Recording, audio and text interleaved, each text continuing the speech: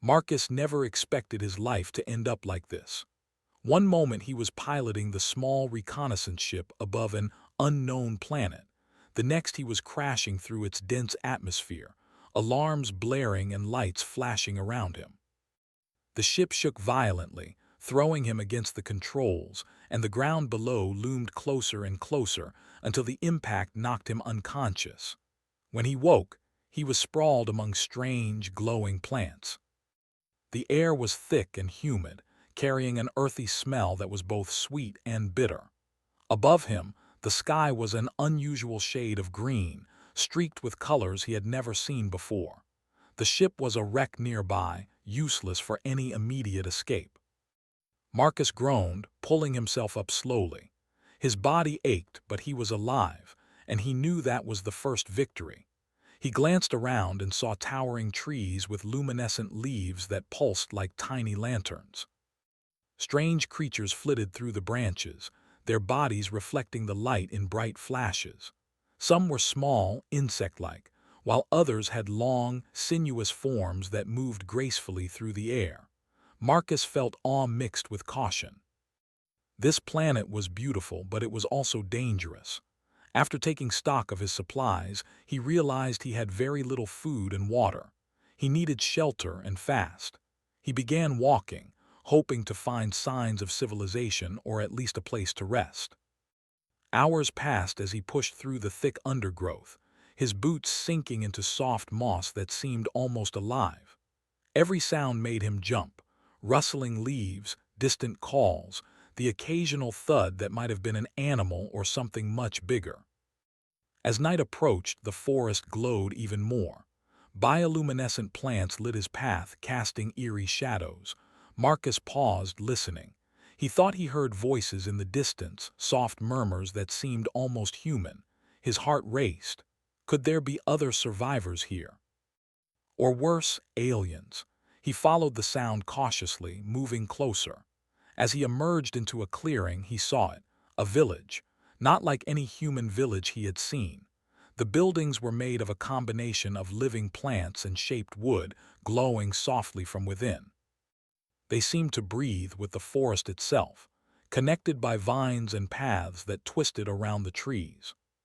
Figures moved among the structures, humanoid but with features slightly different from humans, skin with faint patterns, eyes larger and brighter, hair in natural hues that seemed to shimmer in the light. Marcus froze. He had never seen anything like this. The beings looked at him curiously, and he felt their eyes on him as he stepped forward. One of them, a young woman, separated from the others and walked toward him. Her movements were calm but confident, and her eyes, large and golden, studied him carefully. "I haven't seen a man in 7 months," she said, her voice melodic but firm. Marcus blinked, unsure if he had heard correctly. You can speak English?" he asked, his voice hoarse. The woman shook her head slightly, smiling faintly. "No, but I understand. Come." "Eat," she gestured to the village. There was no hostility in her movements, only curiosity and caution. Marcus realized she was offering him help. He nodded slowly, trying not to show his fear. As he followed her, he noticed how the village seemed alive. Some buildings pulsed softly, others had vines that moved as if breathing. Small creatures ran along the paths, tending to the village in ways he could not yet understand. He felt a strange sense of awe. This was not just survival, it was harmony. The woman, whose name he would later learn was Lyra, led him to a small hut woven from glowing vines. Inside, the walls pulsed gently, and the air was warm and fragrant. A shallow bowl of liquid and some small fruits sat on a table made of woven branches. Marcus approached carefully, unsure if he should eat. Lyra watched him quietly, her expression calm. He took a sip of the liquid. It was sweet and slightly tangy. The fruits were juicy and refreshing, unlike anything he had tasted before. As he ate, he realized how exhausted he was. His muscles ached, and his mind raced with questions about where he was, how he had survived the crash, and what this world really was. After a few moments, he looked at Lyra. "Why help me?" he asked. She tilted her head, her golden eyes studying him. Because you are not a threat. You are lost. I have not seen another like you in a long time. Marcus nodded slowly. He felt a strange bond forming with this alien woman, even though he barely knew her. He realized that survival would not be easy here. The planet was beautiful, but it was also unpredictable. He would need her knowledge to understand the village, the forest, and the creatures that roamed it. The night deepened, and Marcus listened to the sounds of the village. The villagers moved quietly among their homes, their voices low and melodic, carrying over the soft glow of their buildings. He noticed small children playing near the glowing plants, their laughter ringing through the air. It was a world unlike any he had known, harsh yet alive, dangerous yet mesmerizing. Lyra sat across from him, watching him carefully. "You are far from your home," she said. Marcus nodded. "Yes, very far. I don't even know if anyone will find me." She reached out and placed a hand on his arm, a gesture of reassurance. "Then stay here tonight. Learn, survive. Tomorrow we will see what can be done." Her touch was gentle but firm, giving him a strange sense of comfort in this alien world. Marcus felt a mix of relief and awe. He was a stranger on this planet, far from the human world he knew, yet he felt that maybe, just maybe, he could survive here. With Lyra's guidance, he might even thrive. As he lay down on the soft, glowing mat that served as a bed, he realized that he was not entirely alone. He had found someone who understood him, someone who could guide him through this strange world. And for the first time since the crash, Marcus allowed himself to hope. Outside, the forest glowed under the alien sky, and somewhere deep in the village, life continued, vivid, strange, and beautiful. Marcus closed his eyes, ready for whatever the next day might bring, knowing that he had already taken the first step towards survival, and perhaps something more. The morning light filtered through the glowing walls of the hut, casting soft patterns across Marcus's face. He stretched and stood, his body still sore from the crash and the long trek through the forest. Lyra was already awake, sitting cross-legged on the floor, her golden eyes watching him carefully. She smiled faintly as he blinked at her, still adjusting to the alien light. "Are you ready?" she asked. Marcus nodded, swallowing hard. He did not yet know what ready meant on this planet, but he trusted her.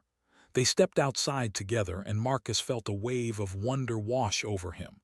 The village was alive in the daylight. Plants swayed gently, responding to the breeze in strange patterns, and small creatures moved along the paths, tending to the village as if it were a single living organism. Villagers went about their morning routines, speaking in melodic tones Marcus could not understand. Lyra led him to a small clearing where a group of villagers were gathering. They stopped and stared at Marcus for a moment, curiosity in their eyes. Lyra introduced him to each one with gestures and soft sounds, which he tried to mimic awkwardly. The villagers seemed to appreciate his effort, nodding and smiling in return. Marcus realized that communication here relied heavily on gestures, expressions, and tones rather than words. The first lesson was survival. Lyra guided Marcus through the forest, pointing out edible plants, warning him of dangerous ones, and showing him how to read subtle changes in the environment. "The forest speaks," she said simply. Marcus tried to understand, noticing how the leaves trembled slightly before a predator moved nearby, or how certain flowers closed when something approached. It was unlike anything he had learned on Earth. Hours passed as they trained. Marcus struggled at first, tripping over roots and nearly touching dangerous plants, but Lyra's calm guidance helped him improve. By midday, he could move through the forest more confidently, sensing small shifts in the wind and noticing creatures hiding among the trees. He felt a new respect for this world and the beings who had adapted to it. During a rest, Marcus asked Lyra about the village. "How did you all come here?" he asked. She looked at him, her expression thoughtful. "This place has always been. Our people came long ago from other worlds. We live in harmony with the forest. We take only what we need. You do not belong, yet you survive." Her voice was gentle but firm, as if acknowledging both his fragility and his strength. As they spoke, Marcus noticed a shadow moving quickly in the trees. He tensed, ready to react, but Lyra calmly raised a hand. A small predator, its body sleek and dark with glowing eyes, appeared at the edge of the clearing. It was curious but cautious. Marcus froze, unsure what to do. Lyra stepped forward slowly, showing no fear. The creature sniffed the air, then retreated, leaving Marcus in awe. She had an instinct he could not match. "You see," she said, smiling faintly. "Respect patience. The forest is alive. It listens." Marcus nodded, realizing that his human instincts, fast reactions, weapons, technology, were useful but not enough here. He would need to combine them with understanding and patience. Over the next days, Marcus learned more than he had ever imagined. He helped the villagers gather resources, constructing simple shelters and learning to use the forest's natural energy. Some plants produced light or healed minor wounds, while others could be shaped into tools. Marcus marveled at how Lyra and her people had turned the forest into a home without destroying it. One afternoon, while exploring near the outskirts of the village, Marcus stumbled upon a strange plant, unlike any he had seen. It was large, with thick, twisting vines and bright red flowers that seemed to pulse with energy. He reached out, curious, and a vine lashed out, narrowly missing his hand. Lyra appeared beside him instantly, her movements fluid and confident. "Danger," she said simply, guiding him away. She explained that the plant was invasive, growing faster than it should, threatening to overtake other parts of the forest. Marcus realized that even in this harmonious world, danger could come not just from creatures, but from nature itself. Together, they returned to the village and gathered the elders. Using gestures and Marcus's attempts at communication, they discussed possible ways to control the invasive plants. Marcus proposed combining human ingenuity with tribal methods, building barriers, using controlled fire, and reinforcing natural defenses. The elders listened carefully, intrigued by his ideas. Lyra translated his gestures and explanations with patience and precision. Days turned into weeks, and Marcus began to feel a part of the village. He learned the rhythms of the forest, how to anticipate weather changes, and how to track creatures without startling them. He began teaching simple human tools, pulley systems, traps for invasive plants, and ways to store food efficiently. The villagers were quick learners, blending his ideas with their natural methods. During this time, Marcus and Lyra's bond deepened. They shared moments of quiet conversation, laughter, and discovery. Marcus admired Lyra's bravery and intelligence. She admired his ingenuity and determination. They understood each other without needing many words. Marcus realized that in this strange world, trust and respect were more important than speech. One day, while scouting the forest for invasive plants, Marcus and Lyra encountered a pack of predators. They were larger than the one Marcus had seen before, with sleek bodies and glowing eyes. Marcus's first instinct was to run, but Lyra stopped him. "No fear," she whispered. She led him through a series of maneuvers, moving silently and using the forest to their advantage. The predators circled, curious but cautious. Using traps and tactics, they managed to drive the predators away without harming them. Marcus felt a surge of pride. He had survived, learned, and grown stronger. That evening, as they returned to the village, the elders praised Marcus. Lyra smiled at him, her golden eyes reflecting the glowing lights of the village. Marcus felt a warmth he had never experienced before. He was far from home, but he had found a place where he could make a difference, where his knowledge and courage mattered. But the invasive plants were still growing, spreading faster than they could manage. Marcus realized that the challenge was not just survival, it was protection. He would need to plan carefully, combining human logic with tribal knowledge to save the village and the forest. It was a daunting task, but he felt ready. With Lyra by his side, he knew they could face anything. As the night fell, Marcus lay on the glowing mat, listening to the soft hum of the village. The forest whispered around him, alive with light and movement. He thought of his home, of the people he had left behind, and of the strange twist of fate that had brought him here. He was lost, yet he was also found, in a world that challenged him, taught him, and inspired him. Tomorrow, he would begin the work of protecting this place. He would combine human ingenuity with the wisdom of the villagers. And in doing so, he would show that even in the farthest corners of the universe, humans could survive, adapt, and thrive. For the first time since the crash, Marcus felt hope that went beyond survival. He felt purpose, and with Lyra watching over him, he knew he was not alone. The forest was alive, the village was alive, and somehow in this alien world, he was beginning to feel alive too. The sun rose over the alien forest, casting soft green light across the village. Marcus stood beside Lyra at the edge of the clearing, staring at the spreading invasive plants. They had grown taller and thicker overnight, twisting through the forest like living walls, and Marcus realized that if they were not stopped soon, the village could be lost. He clenched his fists, determination rising within him. Lyra placed a hand on his shoulder. "We can stop it," she said quietly. Marcus nodded, grateful for her confidence. Together, they went to the elders who had gathered to discuss the threat. Using gestures, Marcus explained his plan. They would combine human engineering with tribal techniques, building barriers with strong vines, using controlled fires in safe areas to slow the growth, and reinforcing the village with natural repellents from the forest. The elders listened carefully, nodding and whispering to one another.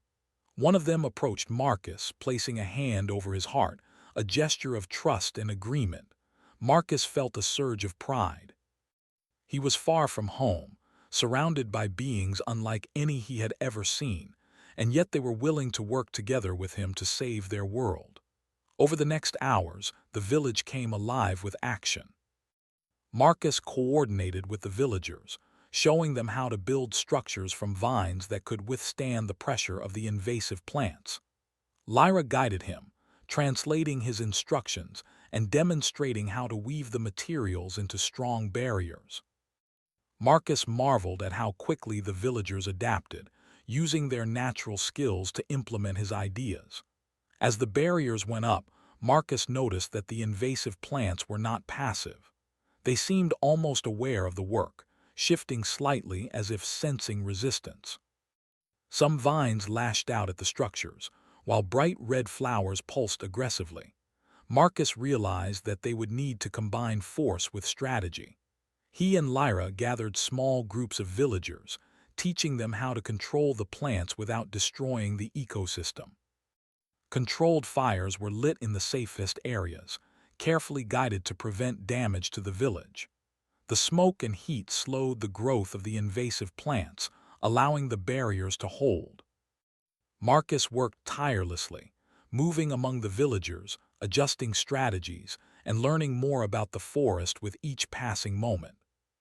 He could feel the pulse of the world around him, the subtle shifts in wind, the quiet whispers of plants, the movement of creatures observing from the shadows. Hours passed, and the sun began to set. The village was safe for now, but the threat was not gone. Marcus and Lyra decided to venture further into the forest to find the source of the invasive plants. The deeper they went, the more twisted and chaotic the vegetation became. Trees were tangled with vines, flowers pulsed violently, and the air felt thick with energy. Marcus realized that this was the heart of the invasion, and that controlling it would require all their skill and courage. They approached a clearing where the largest cluster of invasive plants grew. The vines were enormous, their tips glowing red, moving almost like they had minds of their own. Marcus studied them carefully, recalling everything he had learned about the forest and its rhythms. Lyra moved beside him, calm and confident, her hands tracing gestures that seemed to communicate with the plants. Marcus realized that her connection with the forest was deeper than he had imagined. He took a deep breath and activated a small device he had crafted with materials from the village. It emitted a soft pulse that disrupted the invasive plants' growth patterns without harming other life.